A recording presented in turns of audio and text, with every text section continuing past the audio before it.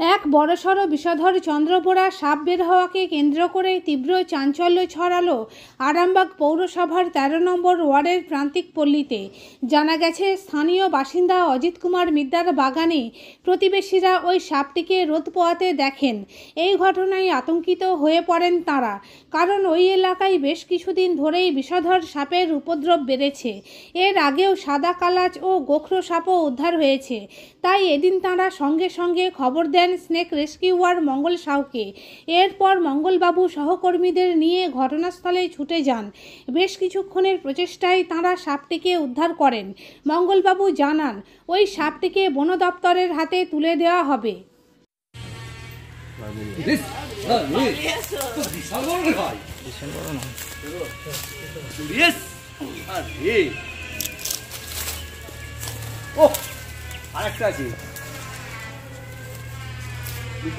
হ্যাঁ, ওখানটাতেই। আরে ওখান থেকে আমার কথা পাবো কোথায় ঢুকে বলে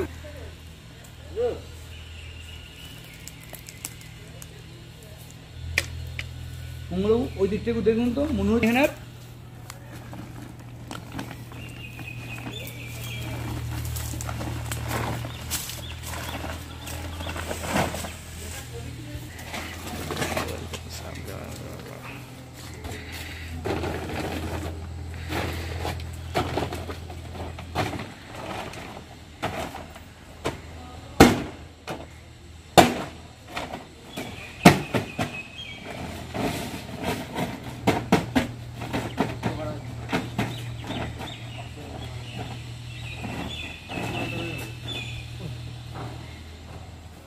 এটাকে রাসেল ভাইপার বলা হয়, বাংলায় চন্দ্রবোরা। কীভাবে বার করলেন? ওই ছয়না গাছের গোড়ায় ছিল, ওনারা যখন দেখেছিলেন তখন ওপরে ছিল। এবার আমিও বুঝতে পারিনি গর্ত বলতে বেশিক্ষণ ছিল না, সামনে থেকেই দেখা যাচ্ছিলো। তো বাড়ির পাঁচিলের মধ্যেই ছিল, তাই তিনি আরও ভালো করে রেস্কিউটা করে নেওয়া হবে। এই টাইমে তো কালকে এই কদিন বৃষ্টি হয়েছে, আজকে কী জন্য সাপ বেরোচ্ছে? কী জন্য সাপ তো এই সময় একটুখানি রোদ, কালকে তো রোদ ছিল না, আজকে একটু রোদ বেরিয়েছে। ওদের রোদ লাগে, সাপ তো সাধারণত ঠান্ডা রক্তের প্রাণী, ওদের একটু রোদ লাগে। আপনার নাম দাদা? আমি স্নেক রেস্কিউয়ার মঙ্গল সাউ। সোসাইটির নামটা যদি বলেন? Snake and animal relief welfare association. আমরা ফরেস্ট কল পেয়ে রেঞ্জারবাবু থেকে কল দিয়েছি, তো ফরেস্ট কল পেয়ে দুটো এসেছে। এই সাপটা এবার নিয়ে কী করবেন? ফরেস্ট হ্যান্ড ওভার হবে, ফরেস্টে দিয়ে দেওয়া, তারপর ওনারা সুরক্ষিতভাবে পরিবেশে ছেড়ে দেওয়া হবে। দেখুন, এটা আরামবাগ প্রান্তিক পল্লী।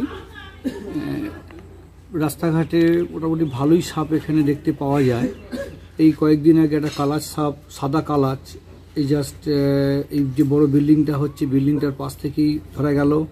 এই কয়েকদিন আগে এখানেতে খরিশ সাপ বেরোলো, আর চন্দ্রবোরা সাপ এখানেতে এর আগে দুটো মানে দেখা গেছে। কিন্তু আজকে সকালে হঠাৎ দেখলাম পাঁচিলের গায়ে যে একটা বিষধর একটা সাপ চন্দ্রবোরা, এবং ভীষণ মোটা, ভীষণ বড়।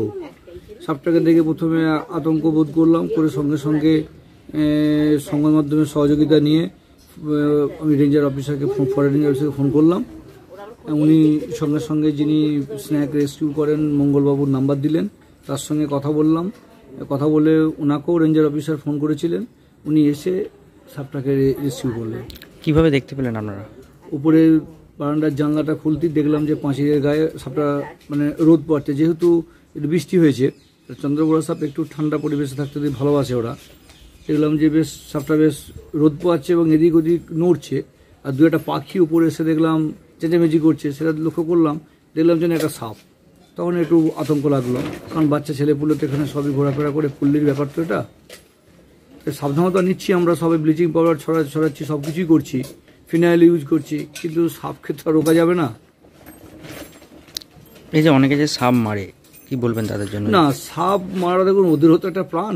সাপ না মেরে আমার মনে হয় ফরেস্ট রেঞ্জারের সঙ্গে যোগাযোগ করে যারা স্নেক রেস্কিউ করে ওদের খবর দেওয়াটাই মনে হয় সব থেকে বুদ্ধিমানের কাজ। কারণ ওদেরও তো একটা জীবন, ওরাও তো একটা জীবনযাপন করতে চায়, জঙ্গলের প্রাণী ওরা। তাহলে জঙ্গলের মধ্যে ওইদিকে পাঠানোটাই আমার মনে হয় সব থেকে বুদ্ধিমানের কাজ। এটা কত নম্বর ওয়ার্ড? এটা 13 নম্বর ওয়ার্ড, প্রান্তিক পল্লী। আপনার নাম?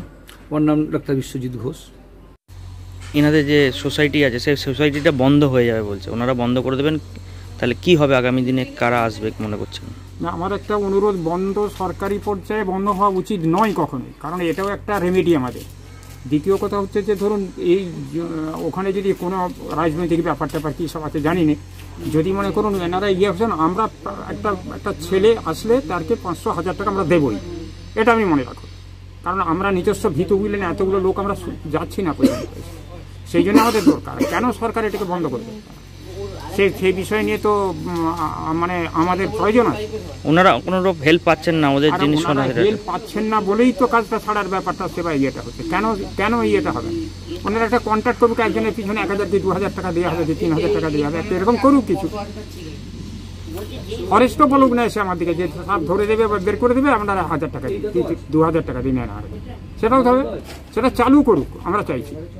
কারণ ওনারা মানে এই সংগঠনের মধ্যে থেকে চাইছিল যে এটা গণতান্ত্রিক হোক, কিন্তু সেটা যখন হচ্ছে না, তাহলে কথা হচ্ছে যে কন্ট্যাক্ট বেশি আমাদের সঙ্গে, মানে মানুষের সঙ্গে ইয়েটা আমাদের মোরার।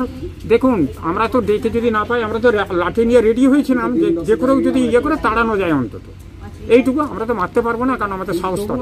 এই সাপটাকে, হ্যাঁ, কি নাম আপনার?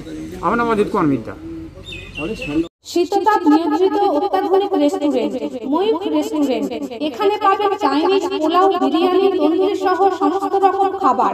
এছাড়াও কাস্টমারদের সুবিধার্থে হোম ডেলিভারির বিশেষ ব্যবস্থা রয়েছে। পাশাপাশি যে কোনো অনুষ্ঠানের জন্য ভাড়া দেওয়া হয়। আমাদের ঠিকানা থানাকুল হেলান সংলগ্ন তিলক চক। Phone number 8617492616, 9732162360।